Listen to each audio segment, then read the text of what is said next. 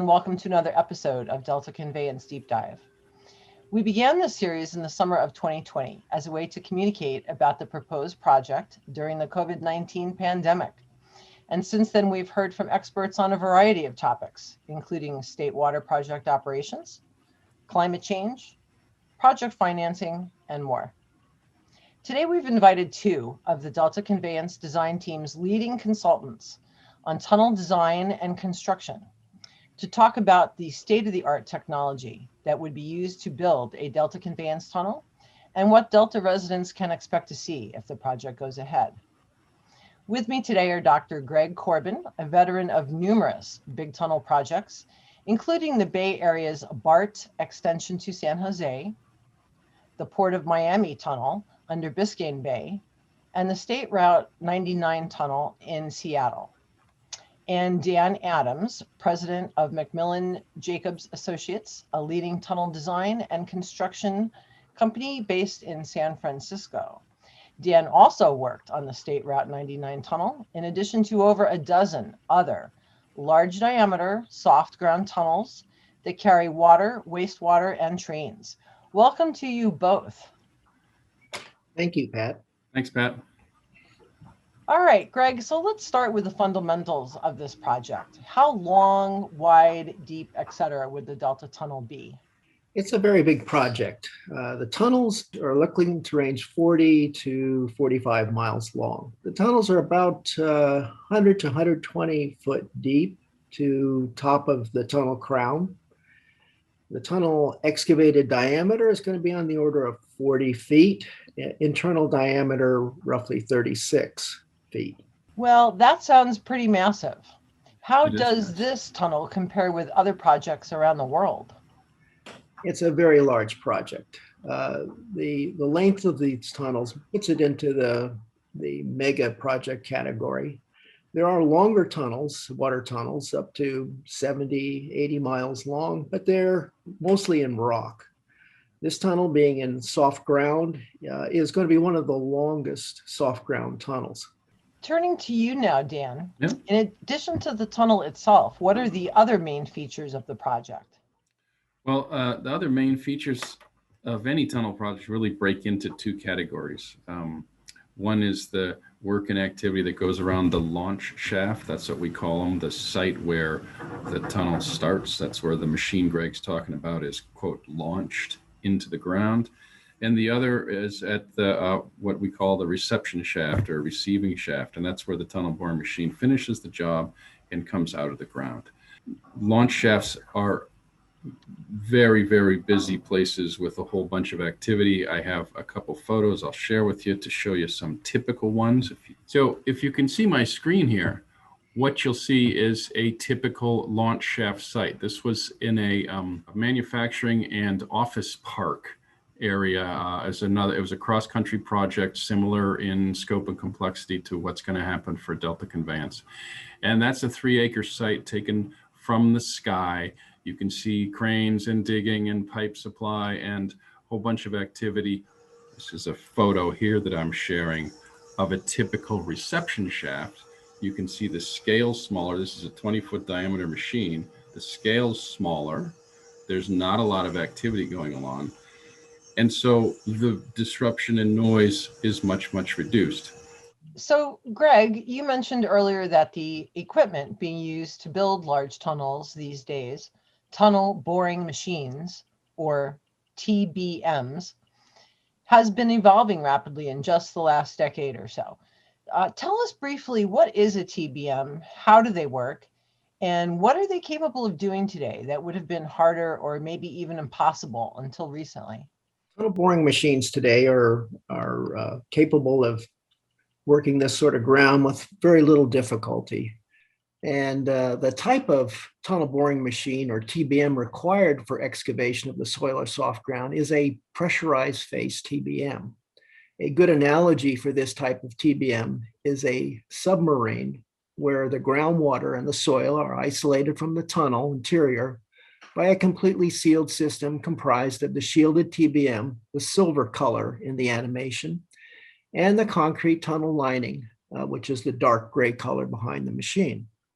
In this animation, the TBM shield and tunnel lining will now be removed to reveal the interior workings. The TBM advance is in 2 steps. First, the excavation of the ground ahead of the tunnel face, and second, by installation of the tunnel lining in an inchworm process, basically a mine, then line procedure. As shown by the red hatched area, the advancing, rotating cutter head performs the excavation by loosening the ground with the aid of cutting tools installed on the head and by the injection of conditioning agents such as water and foam to create a flowable material with low friction. The conditioned soil is then removed from the back of the TBM cutter head by the rotating screw auger shown in red. The water and earth pressure at the face are displaced over the length of the auger so that the conditioned soil can be safely placed onto the conveyor in a controlled manner for disposal. As shown in red, the TBM is advancing by pushing from the completed tunnel lining. The tunnel lining is typically comprised of a precast concrete ring consisting of 7 or 8 pieces or segments that are fitted with gaskets around the perimeter of each segment to form a watertight seal. Segments are installed one by one under the protection of the tail shield at the back end of the TBM. After completing the ring build, the TBM rams push off the completed lining for the next excavation cycle as shown in this animation. Each advance of the tunnel or mining cycle is determined by the tunnel lining segment width, typically 6 feet for a tunnel of this diameter. The TBM is an underground factory with everything needed to operate the machine and build the liner either installed on the machine or supplied from the surface. The backup or trailing gear is about 300 to 400 feet long with a onboard crew of about 12 people. Right, Greg. And the thing about the type of tunnel boring machine that everyone talks about for the Delta Conveyance job is it's known as an earth pressure balanced tunnel boring machine. And that phrase comes from the fact that the machine is set up to balance the earth pressure. If you look on the screen right there, you can see a cross section through the tunnel boring machine. And in front of it is a bunch of blue bars, which represent water pressure, and a bunch of brown arrows, which represent earth pressure. And that's pushing against the face of the tunnel boring machine, which is represented in the white arrows. The balance is created by what's known as excavated tunnel material being kept in the excavation chamber at a pressure that equals that on the face of the tunnel boring machine. So it's equalizing the earth pressure. And that equalization is maintained by what's known as a screw conveyor that you see right there that extracts material at a rate which allows the face pressure to be balanced. And the whole reason for doing that is so that the amount of material that is removed from the ground equals precisely the amount of space that you're creating for the liners that Greg talked about earlier. So tunnel boring machine, underground factory, earth pressure balance is the type of machine. Very interesting. Thank you so much. So now I have a series of sort of short questions, and I'll just kind of throw them out. Whichever one of you wants to take it, that's great. What kind of material will the TBM be tunneling through in the Delta? The Delta has a more recent sediments in the upper 50, 60 feet, which is comprised of peats and looser sands and clays and silts. Once you get below that depth, which is the depth for the Delta tunnel, we're down around 100 to maximum 150 at the bottom of the tunnel, you're into older alluvium, which is comprised of alluvial fans and delta deposits, denser materials, mostly a silty clay, silty sand with some gravels. It's actually an ideal material for the earth pressure balance type machine that Dan described. How fast can TBMs tunnel? How long would it take to tunnel 1 mile, for example? I was thinking, what did we say? Typical 40 feet a day, and you're better at math than me, Greg, but is that 5 months for a mile? Is that about what that is? About 6 months. 6 months for a mile, yeah. Yeah, no, I agree. A good number, reasonably conservative number is 40 feet a day. It might go 45, but 6 months is probably it's going to take about to do a mile, and that's without a major stop for maintenance. Okay, thank you. Let's talk now about surface impacts from the construction. My first question is, will there be a lot of vibration and noise at the surface while the TBM is operating below? No, the answer to that would be we wouldn't expect noise of any kind out in the delta while the tunnel boring machine is below you in the earth. We have done multiple projects where we're driving a soft ground tunnel underneath houses or below buildings. And Greg, your SR90, that you have the data on SR99 more than I do, but there was hundreds of residential towers, condo buildings that tunnel went under. There is very little noise that occurs. It's barely perceptible at the Earth's surface from the tunnel boring machine. Would there be a risk of damage to the levees on the surface? Not really. We know how to operate these machines correctly. And the project SR99 went under roughly 300 major structures, buildings, high rises in Seattle. And no damage at all was done to those structures. And that was a larger tunnel boring machine. That was 57.5 foot diameter compared to 40. So we know how to operate these machines correctly. There will be a specification to make sure that they do that. And we'll probably install instruments at the levees to make sure that everything's going fine, to make sure that no excessive settlements are occurring. So the short answer is no, there really is not a problem. Okay, turning to some challenges now. There are many underground gas wells in the Delta. Do they present a hazard?